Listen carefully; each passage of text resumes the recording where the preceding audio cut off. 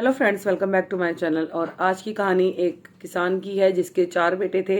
4 में से 3 बेटे तो अच्छे खासे कमाते थे, उनका परिवार भी खूब बढ़िया चल रहा था। बट जो उसका चौथा बेटा था वो कुछ काम नहीं करता था, ना ही उसे कोई काम आता था। बस वो थोड़ा कहते हैं ना, थोड़ा मंदबुद्धि टाइप का था।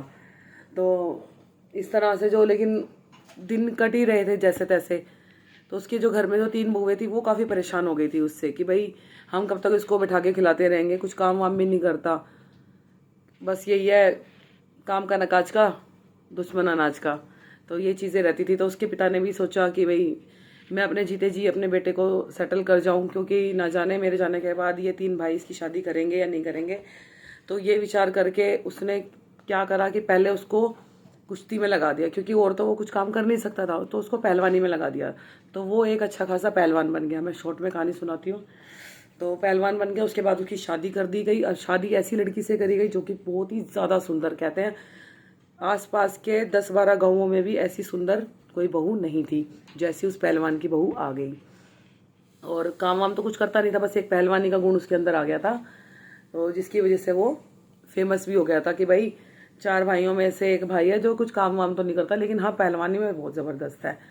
तो लेकिन खाली पहलवानी से वो पेट भरता नहीं है। तो उसकी बीवी भी काफ़ी डिस्टर्ब हो गई थी ये सोच सोच के कि भाई ये मेरा हस्बैंड है जो पूरे दिन घर में रहता है, कोई काम नहीं करता, हम कब तक बड़े भाइयों के टुकड़ों पे पलते रहेंगे। तो ये सोच विचार करके उसने बोला कि तुम जाओ काम पर। तो वो काम पे जाके राजी नहीं था, क्योंकि आलस भी भर चुका था, कुछ बुद्धि भी उसमें थोड़ी कमी थी, जो जैसा कह देता वैसा कर देता था। तो फिर उसकी बीवी समझदार थी, तो उसकी बीवी ने बोला कि ऐसा करो, तुम तुम राजा के दरबार में जाओ और वहाँ पर उसको बोलो कि मैं लखटकिया की नौकरी करना चाहता हूँ। अब लखटकिया क्या होता है? लखटकिया होता है कि ऐसा इंसान जिसे दिन का 1 लाख रुपया मिलेगा, और काम वो ही करेगा जो काम वो राजा नहीं कर सकता, कोई सैनिक नहीं कर सकता। ये होती है लखटकिए की नौकरी। तो अब वो गया राजा के महल में, और राजा से उसने बोला कि भाई महाराज मुझे लखटकिए की नौकरी चाहिए। तो महाराजा ने अपने मंत्री से पूछा, भाई ये बताओ, पीछे का हिसाब देख के बताओ कि हमारे पिताजी ने, हमारे दादाजी ने क्या कभी ऐसी कोई लखटकिए को रखा था? तो जो मंत्री था उसने, उसको सारी चीज़ों की जानकारी थी। तो उसने पुराने बही खाते उठाए, देखे, तो उसने बताया कि हाँ जी महाराज, आपके पिताजी ने भी एक लखटकिए को नौकरी पर रखा था। तो ऐसा विचार करके उसने बोला कि चलो ठीक है, रख लेते हैं, इसको भी रख लेते हैं नौकरी पे। और रखा उसको, जैसे कि अब उसको मिल गई नौकरी। और राजा के महल के थोड़ी सी दूरी पर बगीचा था, बगीचे में एक छोटा सा बड़ा प्यारा सा महल था, 2-3 कमरों का, आलीशान सा। तो उसमें उसको ठहरने की सुविधा कराई गई और उसको रख लिया। एक दिन के 1 लाख रुपए देने के उस पे, ठीक है, उसकी नौकरी हो गई पक्की। अब यहाँ तक तो चीज़ें हो गई, 3-4 महीने हुए, रख लिया। शर्त यही थी कि जो काम राजा नहीं कर सकता, उसके सैनिक नहीं कर सकते, या कोई भी नहीं कर सकता, तब उसके पास काम आता कि भैया अब ये काम आपको करना है। ठीक है, ये चीज़ें हो गई। तो ऐसे ही उड़ती उड़ती उसके कानों में खबर ये आई कि भाई पहलवान की बहू तो बहुत सुंदर है, बहुत ज़्यादा सुंदर है, उसके उसके जैसा सुंदर कोई है ही नहीं आसपास के गाँवों में। तो ये बात जैसे आपस में सैनिकों वैनिकों में होती रहती है कि भाई आपस में ये चीज़ें हो रही थी कि हाँ भाई इसकी बहू तो बहुत सुंदर है, ऐसे ऐसे। तो ये बात किसी ना किसी तरह राजा के कानों में पड़ गई कि भैया जो हमारे घर में लखटकिया है, जो हमारे महल में लखटकिया है, उसकी वाइफ, पत्नी बहुत सुंदर है।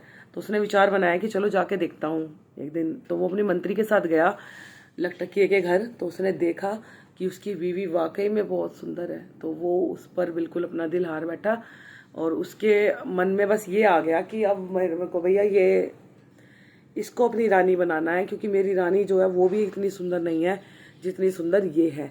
अब उसके मन में, उसकी नीयत खराब हो गई, उसके मन में लालच आ गया उसकी बहू को हथियाने का। तो अब उसने क्या करा कि उसी के विचार में रहता था, वो मंत्री भी दावपेच कर ही रहा था। फिर उसने ये सोचा कि महाराज आपको पहलवान की पत्नी तभी मिल सकती है जब पहलवान यहाँ से बहुत दूर चला जाए, तब तो कोई चांस है आपके। तो कहता है ठीक है, वो भी देखते हैं। तो थोड़ा समय बीता, इतने राजा की जो माँ है, राजमाता, वो बीमार हो गई और उनकी इलाज के लिए वैद्य आए। अब वैद्य आए तो वो जो मंत्री था उसने वो चाल चली, वैद्य को बोला कि आप है ना अंदर जाकर ये कहना कि इनको जो ऊद बिलाव होते हैं वो उस तरह के प्राणी चाहिए, और जो उनसे जो तेल निकलता है, इसी तरह की अटपटांग सी बातें बनाई कि हमें वो चाहिए। ऐसा कुछ होता नहीं है, ठीक है, जो भी उसने बोला उस तरह का तेल वेल, बट ये है कि फंसाना था किसी ना किसी तरह पहलवान को, तो ये चीज़ उन्होंने करी। तो वो गया अंदर, राजमाता को देखा, उसने बोला राजा को कि महाराज इनके इलाज संभव है जब इनको ऊद बिलाव जो होता है ना, ऊ बिलाऊ था कोई वर्ड, उस तरह के 2 जानवर होते हैं जो उनसे जो तेल निकलता है वो उसकी मालिश अगर की जाए आपकी माता जी को, राजमाता को, तो वो ठीक जल्दी से जल्दी ठीक हो जाएंगी। अब ऐसा विचार बनाया, तो अब क्या करा, अब ये बात पहुंच गई पूरे महल में।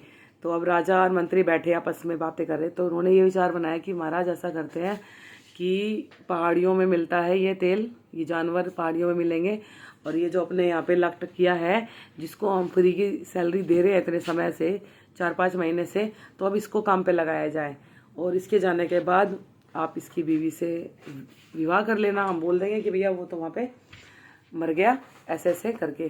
कहते ठीक है, ये भी सही है। तो ऐसे ही हुआ, उसने लकटकिए को भेज दिया ये बोल के कि भैया आपको जाना पड़ेगा, इस तरह के दो ऊद बिलाव हुए हैं, उनको पकड़ के लाना है, ठीक है। तो वो थोड़ा आलसी टाइप का था, वो गया नहीं, वो कह रहा ठीक है मैं चला जाऊँगा। बोला अभी तो है टाइम, ये तो मेरा चुटकी भर का काम है, मैं ले आऊँगा, अभी 2-4 दिन अपना आराम करता हूँ। वो आराम कर रहा था, किसी को नहीं पता था कि वो गया है नहीं गया, सबको लग रहा था कि वो चला गया है। बाकी वो अपने बगीचे में जो उसका छोटा सा महल था वो उसी में ही आराम कर रहा था। अब इतने में उसके जाए पीछे राजा जी और वो जो है मंत्री, नहीं पहले तो राजा जी गया उसकी बीवी से मिलने के लिए। अब उसकी बीवी से उसने करी राम राम, हेलो, हाँ जी नमस्ते, ऐसे ऐसे करके। तो फिर वो उसकी बातों से उसको लगा कि भैया कुछ गड़बड़ है। वो भाप गई थी, क्योंकि समझदार तो थी वो बहुत ही ज़्यादा, वो नज़रें पहचान गई थी कि राजा की नीयत अब सही नहीं है, और राजा के अंदर मतलब छल आ चुका है। तो उसने बोला कि आइए आप आइए अंदर बैठिए। तो उसने क्या कर रखा था, अकेली रहती थी, बंटवारा हो चुका था, 3 भाई अलग रहते थे, वो अकेली अलग रहती थी। और जो इसका पति कमाता था उससे ये अपना घर खर्च चलाती थी। तो जैसे अकेली रहती तो उसने क्या जुगाड़बाजी कर रखी थी, जो अपनी खाट के नीचे उसने एक बहुत बड़ा भारी कुआं खुदवा रखा था कि अगर उसके साथ मतलब बदतमीजी करने की कोशिश करे तो वो उसको सबक सिखा सके। तो उसने यही करा, सूत की खाट बना रखी थी जो कि कुएं के ऊपर बिछा रखी थी, और इतनी थी कि बस एक आदमी अगर उस पर बैठे और वो गिर के सीधा कुएं में जाए। तो उसने ऐसा मतलब बढ़िया सेटलमेंट कर रखा था। तो आया राजा, उसने बोला कि आइए महाराज मैं आपके लिए जलपानी लेके आती हूँ, और वो उसको देखता ही रहा, आँख फाड़ फाड़ के उसको देखता ही रहा। जैसे वो खाट पे बैठा, पट वो गिर गया। अब भैया अब क्या करे, अब तो राजा फंस गया कुएं में। तो ये चीज़ें हुई, कई दिन तक हो रहा। तो उस क्या करती थी कि रोज़ शाम को खाना भेज देती थी, लटका देती थी कि राजा खाना खा ले, और अगले दिन सुबह को वो अपने भतीजों को बुला के उसी कुएं में भेज के उनको डंडे से मारती थी, खूब डंडे से पिटवाती थी, मतलब उनको कोड़े लगवाती थी। राजा को गलत तो गलत है। तो ऐसे ही करके फिर मंत्री को बहुत दिन हो गए, मंत्री सोचा कि भाई राजा कहाँ गया, राजा नहीं आया, राजा नहीं आया। तो राजा ने सोचा शायद वो पहलवान की बेबी के साथ उसके घर में रह रहे होंगे, तो मैं जाके घर मिल के आता हूँ, देख के आता हूँ, उनको सारी कहानी बता के आता हूँ यहाँ पे क्या चल रहा है क्या नहीं चल रहा है। तो ऐसा विचार करके अब मंत्री गया। अब मंत्री को भी उसने ऐसे ही करा, आइए मंत्री जी बैठिए खाट पे। जैसे मंत्री खाट पे बैठा, मंत्री पट राजा के पास, ऐसे ही करके फिर यही चीज़ें हुई। उनको खाना मिला 2 आदमियों का, और अगले दिन फिर वो भतीजे आते थे उसके जेठ के लड़के, 2 हट्टे कट्टे, वो फिर उनको कूट के जाते थे। फिर तीसरी बार यही हुआ कि वो आया सेनापति। अब सेनापति आया ढूंढता ढूंढता मंत्री को कि भैया मंत्री का जी कहाँ गए कहाँ गए कहाँ गए, ऐसा विचार करके आया वो। तो अब सेनापति भी पट उसमें कुएं में।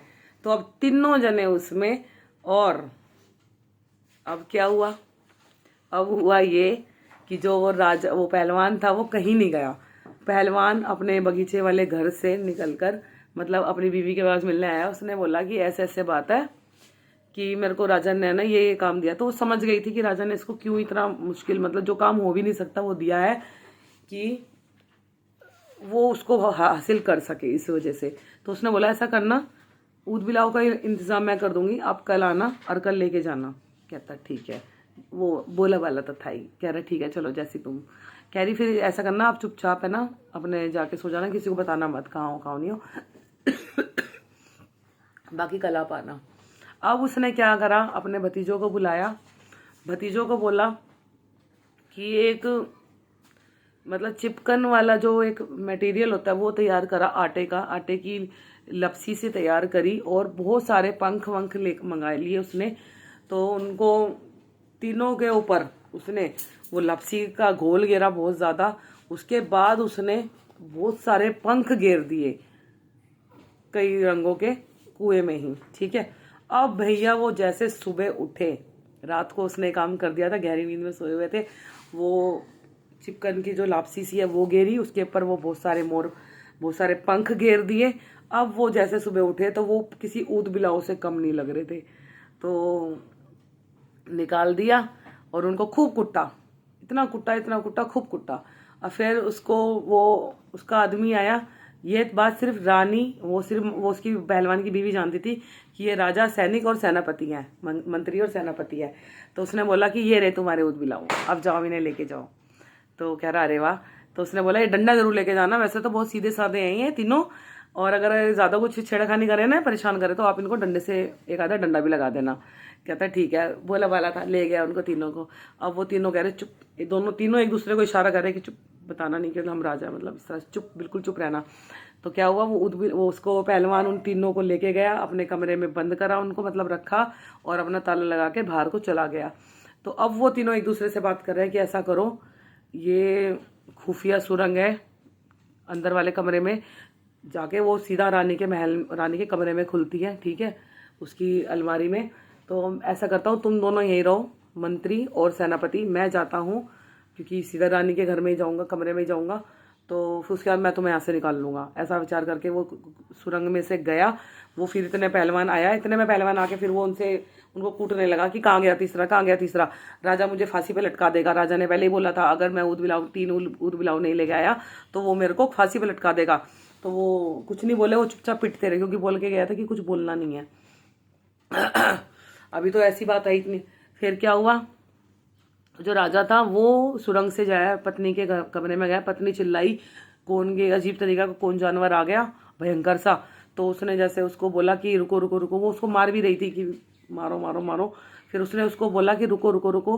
फिर वो उसकी आवाज़ समझ गई कि राजा है। फिर राजा ने उसको बोला कि मैं तुम्हें कुछ नहीं बता सकता, पहले मेरे नहाने का इंतज़ाम करो। नहाया, अपनी वेशभूषा में आया और महल में गया। और उधर वो उसको कूट रहे थे, तो वो कह रहे थे कि अब क्या हुआ, मेरे को तीसरा चाहिए। वो तो जिद्दी था, पहलवान था, वैसे तो उसमें बुद्धि नहीं थी लेकिन जिद बहुत थी उसके अंदर।